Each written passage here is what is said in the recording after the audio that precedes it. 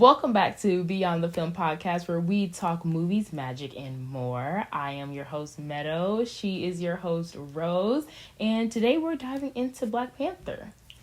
You know us, we're going to be talking about the themes, the artistic styles, character relations, and just like our overall thoughts and feelings about everything. Speaking of, how would you rate this movie? Give it a 4.5 out of 6. Ooh, okay. Don't attack me. Ooh, okay. I gave it a 5 out of 6. Okay, we're not too different there. Okay. Tell me why only a 4.5. Well, I feel like it's a good movie. Yeah. It's not a good movie. Agreed.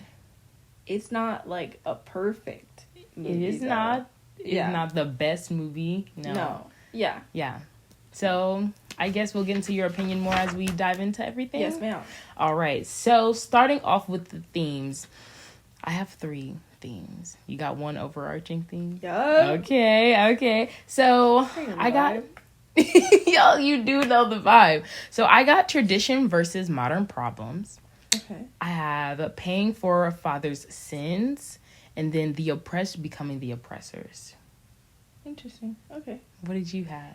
I used one of the quotes in the movie.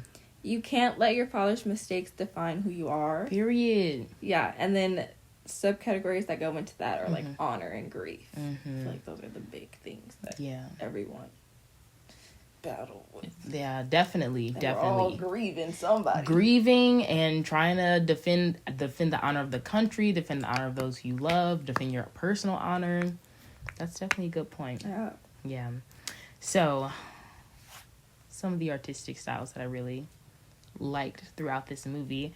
T'Chaka, when we first see him, he has gold on his suit. And I thought that was really interesting, like a very interesting full circle moment when Killmonger came around and he also chose the gold suit instead of, but he didn't really have the option to choose the silver suit because... I mean, there was his old suit. Yeah, there was his old suit. You are correct. But yeah, he had the gold suit just like his nephew.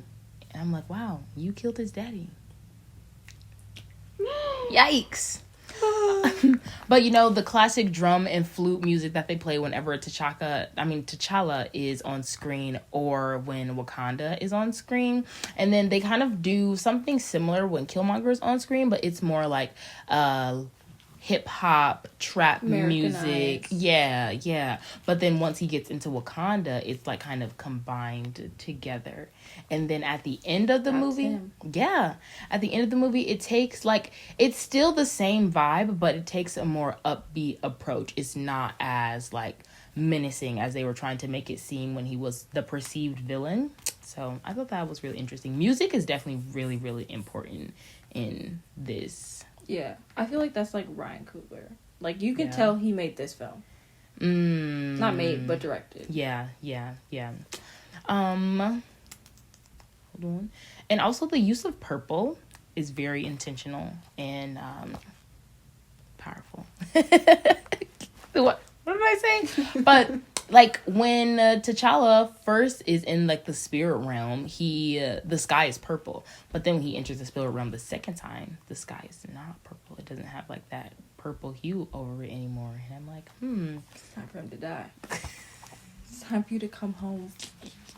Said now, yes, come on. And they weren't Panthers when it was time for him to come home. No, it was not. Because it wasn't wisdom guidance. It was come join us. Yes, become a lion. You're part on the of tree. us. Not a lion, but a panther. Yeah. But speaking of, that scene always reminded me of Lion King. When I first saw that, I was like, this is so Lion King-esque.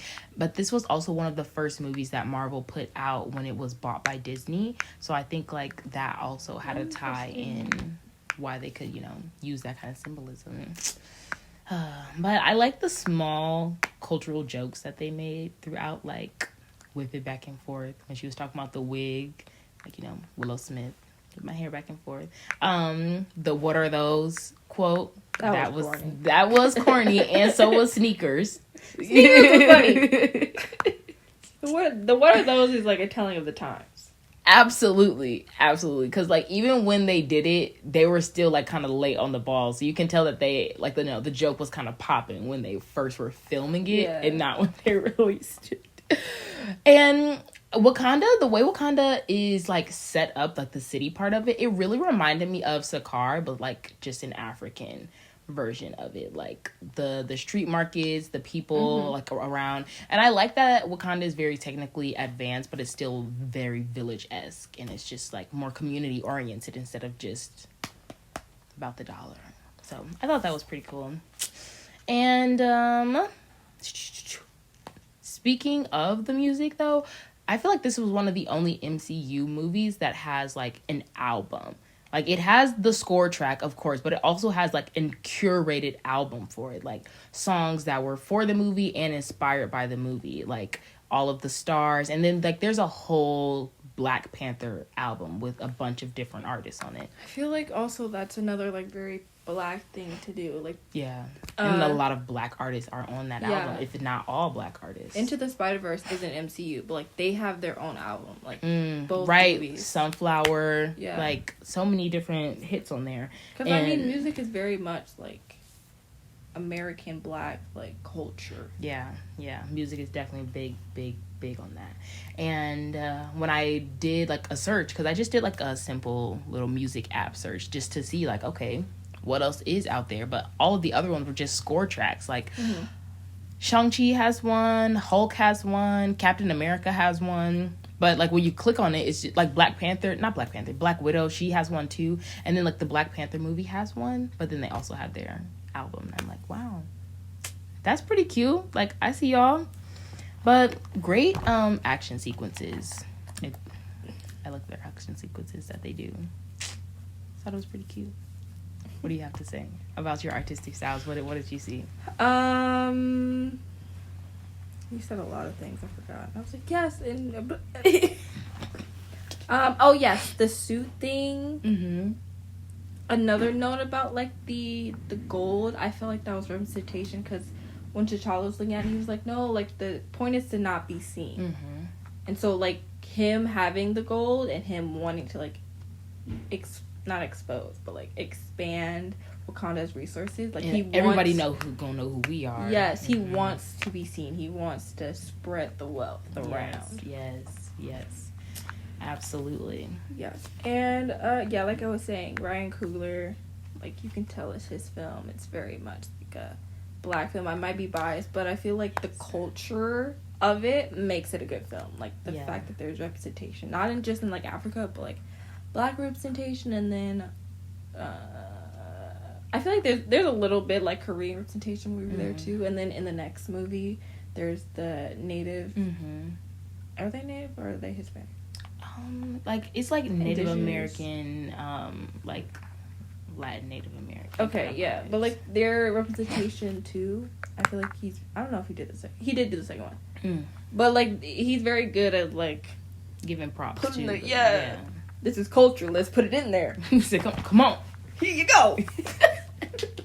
But no, definitely felt that this was a Black American story, like through and through, like a Black fantasy, Black American story. Just it's very blackety black. Yeah, I feel like it's more like an African, personally, like from my perspective, like it's like an African story, and then like we're in there too, cause like hey, we cousins or whatever, you know.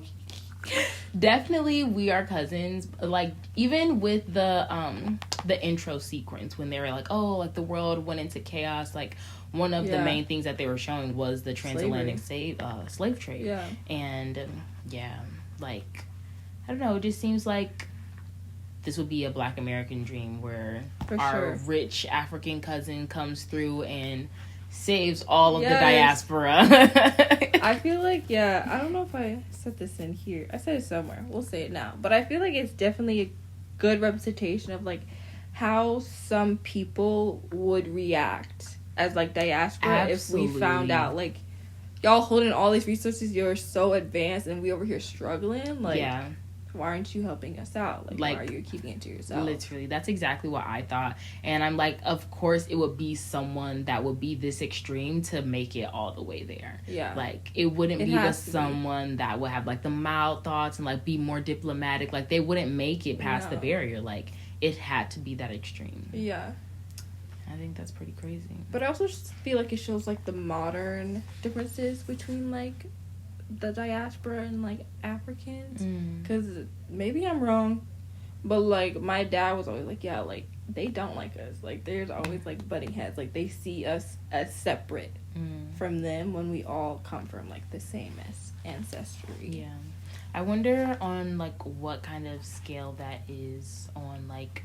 I've met a good amount of West Africans. I haven't really met any East Africans. Yeah, it depends. So I'm like, I wonder what part of the Yeah.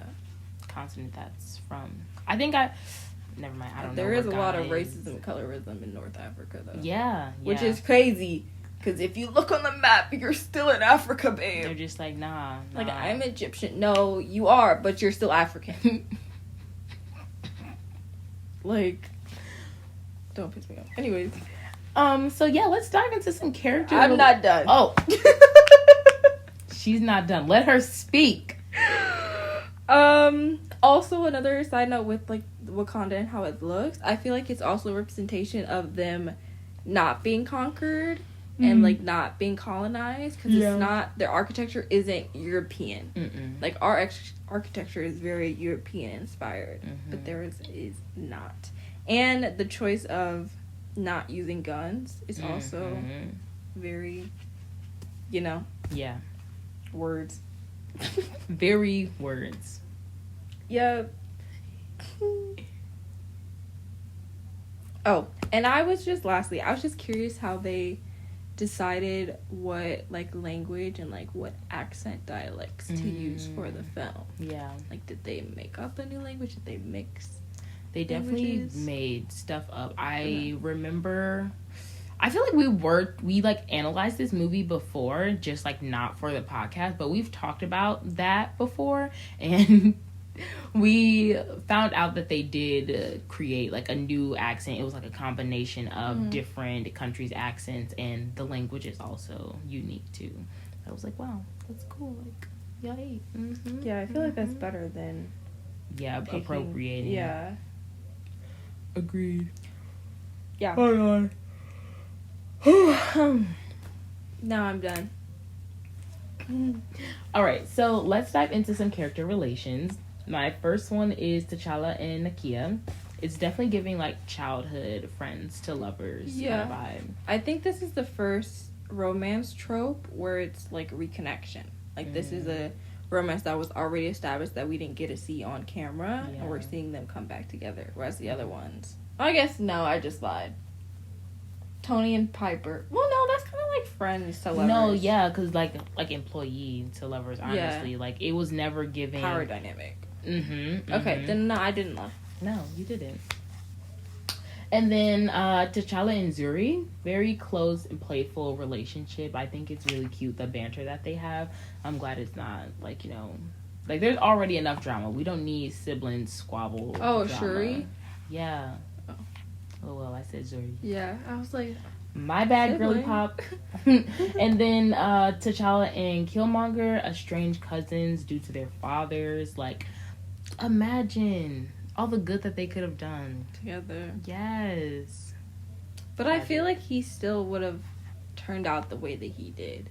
Like, if we're thinking, like, using your example of Lion King, like, he's Simba and Killmonger is Scar. Like, I feel they still would have butted heads because Killmonger still has, like, the American diaspora in him. Like, his mom is still American. Like, you're still leaving his people behind. Yeah. So I feel like he still would have got to where he was anyways, in Wakanda or without. Yeah. He is very smart, too. He is. Like, he went to MIT, blah, blah, blah. Like, oh, yeah, slide that in. He had a plan, and he needed to execute that plan. But I'm just like, imagine what all of that determination could have done. Like, you didn't have to fatally wound your brother. Like, you didn't have to kill him. No. Also very telling of Lion King. Yeah. But, like, he could have still been taken home, been on trial. Like, you could have taken the boy with you. But, like, they're so caught up in this fear of losing their way of life. And they're just like, no one from the outside can come in, because if they do, then blah, blah, blah. Yeah. I feel like it shows, like, they are a royal family, and I feel like they're very much elegant. They have class. Like when I watch them, like these are very high. Like you can't say these aren't like put together people. Like they're very high class. But I feel like it shows like everything's not picture perfect. Like they still are human problems, and they make mistakes. Yeah, absolutely. And lastly, I have T'Challa and M'Baku. Respect among warriors. That's like if I was to put their relationship in one sentence. Yeah, you save my life, I save your life. Yeah, and it's like, let's move on. Like, whatever. Come on, bro. Right. But he was the comic relief in this. Like, him and Agent Ross, honestly. But, yeah, I thought that was pretty cute. Definitely in the second movie, too. Absolutely. I love that he's, like, the way that they are starting to implement, like, new characters. Just kind of, like, sprinkling them in here and there. Because we saw him in Civil War. And this is, like, right after Civil War. T'Challa and Agent Ross. That's not who I was talking about. Okay, that makes more sense. Okay. I was like, I don't remember seeing M'Baku in Civil War. No, this is a week after Civil War. Yeah, very, very fresh. Yeah, which makes sense. Like, his daddy just died. Yeah. All right. Like, what about the funeral? They had it off camera. That's what they said?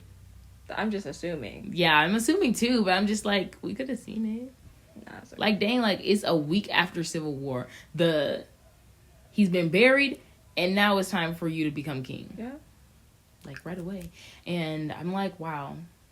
Agent Ross did kind of, like, lay it out perfectly when he said this is what Killmonger was trained to do. He was trained to infiltrate during transitions of power, because that's when the nation is the most vulnerable. And so he knew exactly when to make his strike. He's been plotting. He's a smart man. He is. You can't be, I always said, you can't be like, I've said it with thieves, but you can't be a good criminal if you're dumb. Yeah. Like, you're not going to be successful. No. But what do you have for character relations? I just did, like, individual people, not, like, together. But I feel like each character kind of represents truly their countries and, like, their culture. Absolutely. Like, when I was watching Ross on screen, I was like, this is an American.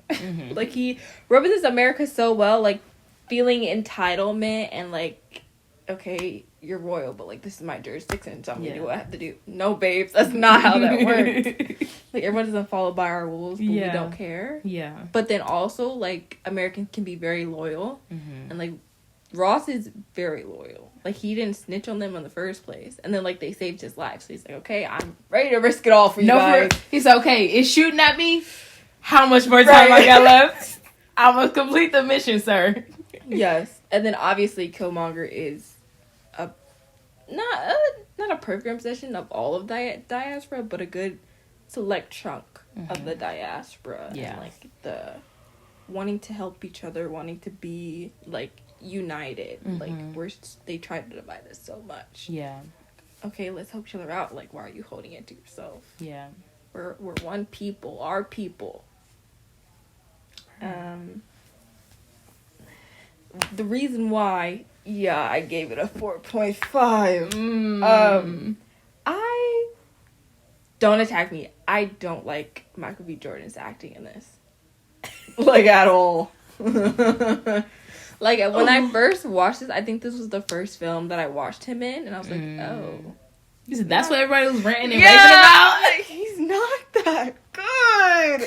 Okay, tell me more. It feels forced. It feels like he's trying to put on, like, this very aggressive character. And I feel like when you're acting, I don't want to know that you're acting. I want it to seem, like, natural and flow. And it feels like he's, like, over-exaggerating a little bit. Like, it's always, like, the same tone, too.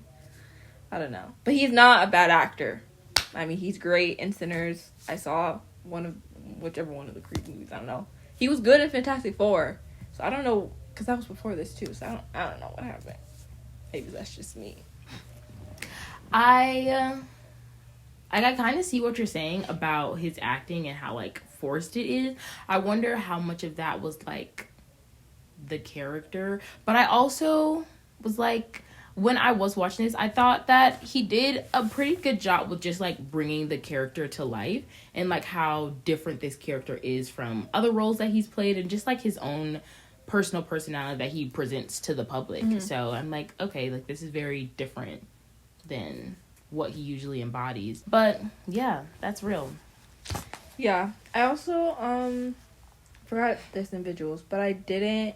Another reason is I didn't like the CGI of the Black Panther fighting, like when it wasn't actually Chadwick. Like, yeah, it just looked, for it to be a 2018 film, it looked very video game-esque. Like, I could tell. Yeah. It wasn't horrible, but like when you're looking for it, it's like, oh, okay, like y'all can do better. Yeah. So, do you have anything else on character relations? No, ma'am. Okay. I want to dive into just our overall thoughts and feelings before we wrap her up. I think that they did a really good job casting for young T'Chaka. Like, yes, bro. I was like, this is Chadwick. That's your daddy for real. You're twins. I'm like, wow, you guys did a really good job for that. Yes, bro. And I also want to know, like, what does the vibranium plant taste like? Not good. They be shaking it. They be tweaking. It's a psychedelic, low key. Like, yeah, you seen your dad, daddy? Yes, you going to that. The fact that he was not allowed on the tree is crazy, bro. Yeah. He was stuck in his apartment.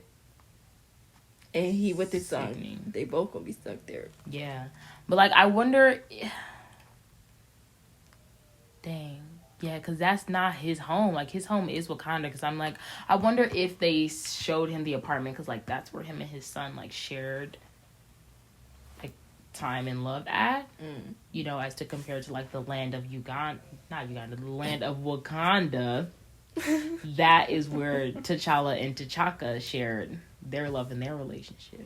I guess. I just thought that's where, like, you go. Like, because there was others. I guess maybe that could be his family. I don't know. It didn't look like family. It just looked like this is the royal, like, ancestral ground. This is where we establish ourselves. Like, the place in Thor. Yeah, like Valhalla. Yeah, because it was the same place. Like, outside it was purple and stuff. Yeah. He was just not allowed on the tree. That's crazy. Shady. But maybe he got shamed because, you know... He was giving the vibranium to this guy. Like, why couldn't you find, like, you know, a black activist or something? Like, he's not using the vibranium for anything good, only for his own selfish needs. So, like, I wonder what made him choose... I don't even remember his name. Or maybe that was just Klaus. Maybe that was just the first time he got caught. Maybe he was, like, doing it to other people, too. Maybe... But another part of me is just like, I feel like they would have known where it was. Right. Which is very interesting. Like, why didn't you get your stuff from the museum? Why are you already only alerted? But I guess that they wanted to keep it under wraps. Like, I don't want you to know how much power and access we have, so we'll let y'all keep it. But right, let you think that you keeping it. Like, well, we know. We know where it's at. And First of all, I love that Queen Mother's name is Queen Mother. Like, I'm like, wow, that makes a lot of sense, and I like it. And I also love her locks, like, gold. Yes, when she did the rap, I was like, wait, there's hair under there. Lots of it. A lot, actually, yes. A lot of it, and it's white. Yes, it's gray. You can tell that her hair used to be a little bit more brown, because you can see it towards the end of her locks. And I'm like, that's very... I see y'all. Y'all are cute or whatever. Yeah, I definitely think we get more of her in the second movie, like more like a mother. Like, this is the mother. This is why she got her name. Okay. And you know, this movie is truly an experience. Like, it's a good movie. Yeah. And seeing this movie for the first time, like, people was coming dressed in dashikis. Like, yes, bro. And I didn't go to like one of the big theaters here. Like, I went to a small theater, and I'm like, wow, y'all are really stepping out. Period. Too very long. But I kind of don't enjoy that this is like a kinfolk versus kinfolk story, and like how it ended so bitterly. Like, I think that it's a bitter truth. I think it's just like reality. Yeah, just like Like, it's what it would actually happen. Yeah. It's not a fantasy. No. Like, but I mean, he did come around. Like, he's spreading it in his way. He did. He did do that. But I think that the sunset. He did get to see the sunset. And, you know, like, I like that they turned this tragic situation, like, they, as in Wakandans, turned this tragic situation and they learn from it instead of continuing to hide from it. Mm-hmm. And you can definitely tell, like, you know, T'Challa is a young king. He is a new millennial. generation, Yeah. So, like, he has that power to, that fuel and the energy to make that change versus, like, the older generations. They don't really see that. They're trying to use what time they have left to keep established what they built. But I thought it was kind of silly at the end where he's like, oh, you know, death is better than bondage and my ancestors. Right, like, I was like, that doesn't... Your ancestors You're alive! Jump Other people's ancestors did. Yours didn't. Yes, I was thinking that too. I was like, oh. So your ancestors didn't jump or they're still in Africa. But, you know, he just want to be down. And, like, in relation to the end credit scene, like the end credit scene with Bucky, I would love a little mini-series about his time. Wolf. Yes, White Wolf. I would love to see a mini-series about his time spent there. I found it funny when Trey was like, you'll keep bringing white men for us to fix. So, oh my gosh, you scare me, colonizer. It's like, my name is Ross. I know. She's so funny in this movie. She is. Oh, and a tiny little note. I don't know if you peeped this, but at the end where they were playing basketball, there were the twins from Euphoria was there. Do you remember? Twins? Okay, yeah, there was twins in the first season. Like, there was one of the black main characters. He had two little brothers. You know how long ago that was? I don't know. You be remembering things sometimes. So I'm just like... No. It's fresh to you because you rewatching it. This is true. But I'm also like, that's filmed in California. And this right here is in California too. So like, they're obviously Californian based. Oakland. Yeah. So I'm like, that was cute. Hey, y'all. But that's it. That's all I got. What's your thoughts and feelings? I would love to know the origin of like black superheroes and the color purple. Cause it's or the power of lightning. It's everywhere, and I feel like it's us potentially. Cause I feel like if it wasn't something that we did, like Ryan Coogler wouldn't also entangle it. But yeah, it's literally everywhere all the time, always happening. Just a quote that I liked from the movie. It's hard for a good man to be king. Yeah. Which is very true. Like you can't make the tough decisions. No, like a pure-hearted person can't really be in politics with the way that politics is formed right now. Like there's always going to be like morally conflicting things. Yeah.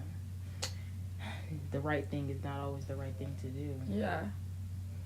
And then I forgot her name, but the general. I found it very interesting that, like, she loves her country more than anything. More than her husband. Yes, but her husband loves her more than his country. Which was like, oh, T. Yes, definitely love that. And also, like, but I feel like he knew that his actions were rooted in grief and anger. And, like, you turned on your best friend. And, like, you're saying all these harsh things to him, like, oh, like, I thought underneath you, like, the kingship will be different and blah, blah, blah. And I'm like... Give him more than one day. He didn't say he was going to give up. He was just like, bro. Like, we lost him the one time, but, like, we're still looking for him. Like, this man was about to die. Like, give us a second. Like, please, just let me take a moment to breathe. Like, I just got blown up. And, yeah, like, this whole movie happened in, like, 2 weeks. Just wait till our next movie next week. 2 weeks from now. That happened in 2 days. But, yeah, man. That was our Black Panther review. Let us know down in the comments below what you feel about this movie. Like, how do you feel about it as a Black American story? Or do you feel like it's more of an African story? Or do you feel like it's more of a diaspora story? I don't feel like it's a diaspora story. Like, we only talk about 2 locations. I mean, we talk about it, but like when Killmonger is like our people, he's talking about everyone. Like he's talking about the people in London and yeah. We like, just don't see them. Like, yeah, exactly. Like they're honorable mention. Definitely honorable mention. Because also like it's different in America for diaspora than other places. Like I feel like when you're in London or other places like in Europe, like you're a diaspora, but like your African roots. Like they usually know, like I'm Ghanaian or I'm Nigerian, etc., etc. But they're still black. Yeah. But like in America, we don't know. Yeah, like I feel like we're more similar. But then also when you go to like the Caribbean, like it's not like, oh, like you're black. No, like they're Jamaican or like they're Cuban or they're Dominican. Like people have more connections to their culture, like their past culture than we do. Yeah. I think that has a lot to do with like the way it was set up, and like it was set up for our identity to be a race. And I don't know if this was done in other places, but I know for sure in America, once the slave trade was cut off and they were like, hey, you can't bring any more African people over to be enslaved, they're like, let's start a farm. And they started basically farming enslaved individuals by, making other enslaved people reproduce. That's crazy. So it's just like born into slavery, die in slavery. And they're just like treating us like cattle. Yeah, like we can make a new one. Quite literally. Oh, it'll take like 10 years and we then were it'll be ready. 3/4 of a person. Yeah. But, I'm glad we're getting out of that. That's it. Slowly. Getting out, though. So, yeah, guys. Diaspora unite. Diaspora unite. I hope you guys have a great night. Make sure you like this video if you like this kind of content. Subscribe. We have all different types of things for you. We post every Tuesday and every Saturday. So we'll catch you guys on the next one. Bye.